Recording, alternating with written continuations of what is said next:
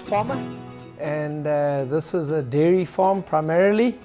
Also, it traditionally has been a mixed farm, which means there's cropping activities as well as the dairy.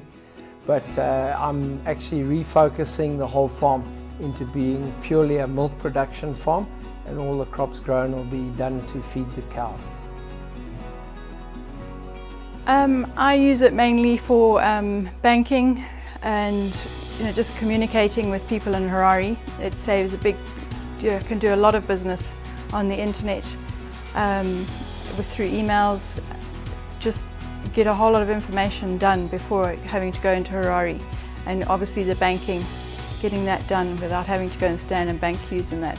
And the other thing is just to have contact with family and friends, and particularly my children who are both studying abroad at the moment. Yeah. And it has been reliable, and I really appreciate the backup that we get from Utande and the companies where it's come from. Well, obviously we started out with landlines, and then that got upgraded to you had your first computers with modems, and that was the first internet, and then the cellular systems came in, and we upgraded our internet services through the cell phones. But then we found it was unreliable and very slow, and eventually we were forced to look at satellite as the only viable option for good internet connection and communications. VSAT is very useful if you're in a remote location. So being a farmer, I'm very far away from the main centres, and we find our communications are very uncertain and variable in terms of service delivery.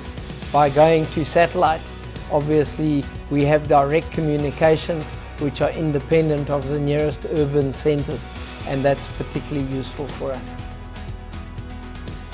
Well, we're walking down that road, so we're going to be taking some big steps moving forward.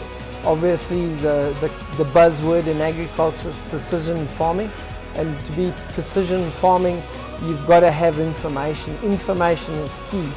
And I visited a South African farmer, a very progressive guy, a few years ago, and he said to me, "What's your most limiting factor in your dairy operations?" And I said, "Oh, well, the environment and food." And he said, "You're wrong, it's information. The more information you have, the more reliable that information is, the better management you can have." So the key is getting good, accurate, timely information that I can use to manage the business.